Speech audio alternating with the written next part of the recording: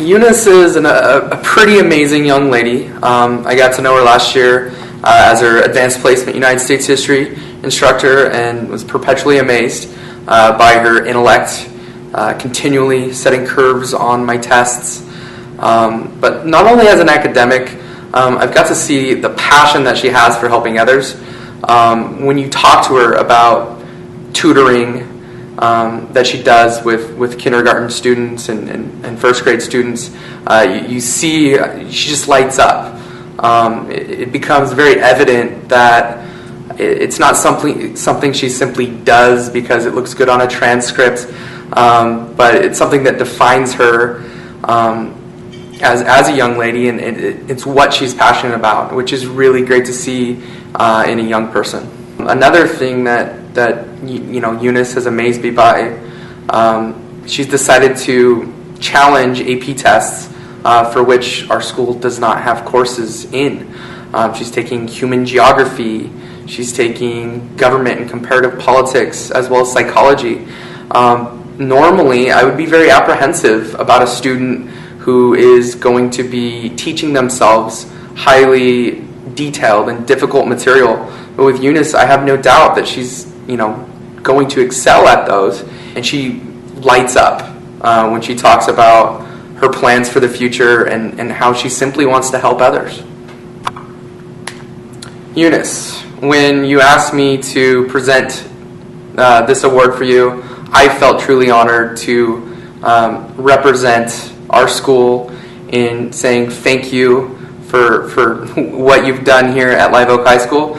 I'm truly proud of you, and I really look forward to seeing what you do in the future. Congratulations.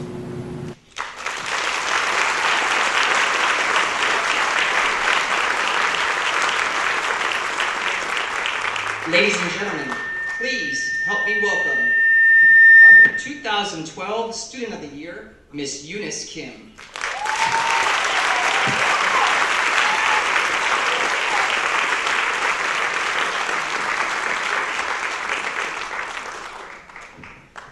Eunice, on behalf of the Morgan Hill Chamber of Commerce, I would like to present you the Student of the Year Award. We have so many presentations here. We're going to collect them and give them to you at the end of the evening. Okay?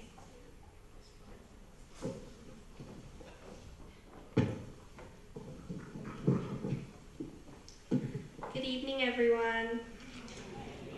Okay, so to be honest, I had every intention of coming up here and just winging it. I thought I might listen to what people before me said in accepting their award and just kind of following what they did. Unfortunately, Jim over here told me that I was going first, which means that I don't get to follow anyone's example. And so I'm not sure if you guys are familiar with the phrase, but the kids on the playground say something like, first the worst, second the best, and third the nerd. And I thought as Student of the Year, it would have been more appropriate for me to have been third the nerd, but I guess it just didn't work out that way. And speaking of nerds, and I say that with the most positive connotation possible, I read an article recently in Time magazine about students in Korea. And from my understanding, they all have private tutors, bulletproof work ethics, and that constant fear that if you're not ahead, then you're behind. One of my visiting cousins from Korea actually told me that she stays at her school studying until 10 p.m. at night. I can barely make it at my school until 3 in the afternoon. So firstly, I would like to thank my parents for immigrating to America.